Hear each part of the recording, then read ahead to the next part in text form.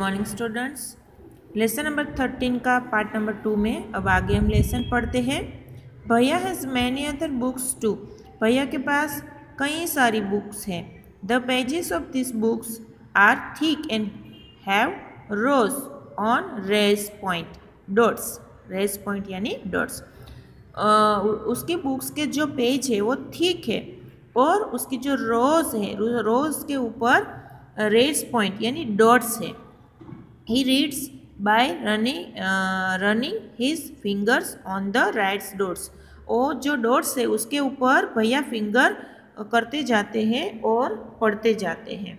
To have fun with भैया, I sometimes change the place of his stick. मैं कभी कभी उसकी जो स्टिक है उसकी प्लेस जगह चेंज कर देती हूँ। He does get upset but never gets angry. वो अपसेट हो जाते हैं, उसकी स्टिक नहीं मिलती है तो, लेकिन कभी गुस्सा नहीं होते। After all I am his favourite sister Seema, और वो मैं फेवरेट सिस्टर हूँ सीमा, मेरे भैया की।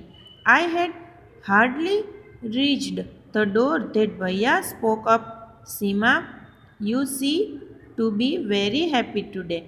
मैं अभी तो घर भैया के घर पहुंचने वाले दरवाजे पर होती हूँ तभी भैया बोल देते हैं कि सीमा तू आज बहुत खुश है। भैया recognise not only me but all the other family members from the sound we make as we move. भैया है वो मुझे नहीं पहचानते लेकिन और फैमिली मेम्बर्स को पहचान जाते हैं उसके साउंड से, वो जब चलते हैं उसके साउंड से। He can even tell whether I am happy और सैड। वो बता देते हैं कि मैं हैप्पी हूँ या सैड हूँ। भैया finally I am in the football team. Seema बता रही है कि मैं फुटबॉल टीम में फाइनली सिलेक्ट हो चुकी हूँ। I shared my news with him. मैंने वो न्यूज़ उसके साथ शेयर किया। He patted me and said lovingly. Patted यानी पीठ थपथपावी। हम जब कुछ अच्छा काम करके आते हैं तो हमारे मम्मी या डैडी होते हैं वो हमारी पीठ थपथपाते हैं, उसकी तरह ही उसने पीठ थपथपाई और बोले from today you are my football coach. और भैया बोले सीमा को कि आज से तू मेरी फुटबॉल की कोच है। अब देखते हैं आगे। Seema's father read the newspaper aloud to her nani. How do you help old people. Seema के फादर है वो अपनी नानी को न्यूज़पेपर पढ़ के सुनाते हैं, तो आप ओल्ड पीपल को कैसे हेल्प करते हो। तो यहाँ पर मैंने लिखा है कि I go with my grandparents for his evening walk. और मैं इवनिंग वॉक में मेरे ग्रैंडफादर के साथ जाती हूँ। What kind of problem do people have in old age. Old age होती है, ओल्ड एज के जो होते हैं लोग उसको कौन कौन से प्रॉब्लम्स होते हैं। तो यहाँ पर मैंने लिखा है they can not see properly, they can not here properly. वो अच्छी तरह देख नहीं सकते और अच्छी तरह सुन भी नहीं सकते। फिर यहाँ पर है कि हाउ डज रवि भैया come to know so many things without seeing. तो रवि भैया comes to know so many things by hearing. वो सुनकर सब पहचान जाते हैं। Have you ever needed a stick when. आपको स्टिक की ज़रूरत है कब। तो कि no I have never needed a stick. Can you think when you may need a stick.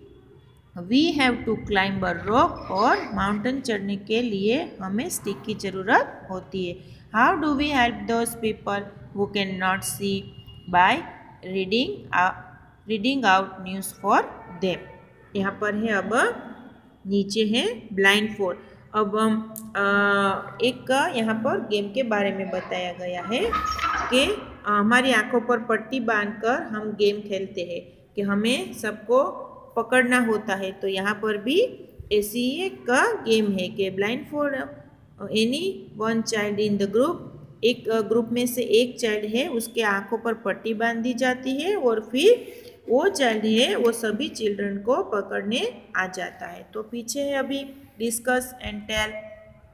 यहाँ पर है how many children could recognise the other by touching. Touching करके हम कितने बच्चों को पहचान सकते हैं, तो 2 या 3 बच्चे को। How many children could recognise the other children by only hearing them. हम उसकी आवाज़ सुनकर कितने बच्चों को पहचान सकते हैं, तो 5 और 6। तो ऐसे ही यहाँ पर है, और यहाँ पर अभी नीचे देखते हैं अभी हम। There is a specially way of reading and writing for people who can not C.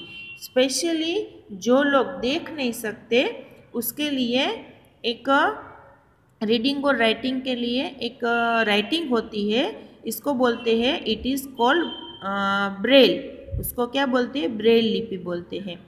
It is written on the thick paper by making a row of raised point. और जो थिक पेपर के ऊपर होते हैं और dots होते हैं thick paper के ऊपर, with a pointed tool. Braille is a ready read by running the finger on the raised dots. और ब्रेल लिपि के आधार से जो लोग देख नहीं सकते वो फिंगर रखकर वो पढ़ सकते हैं। Thank you students.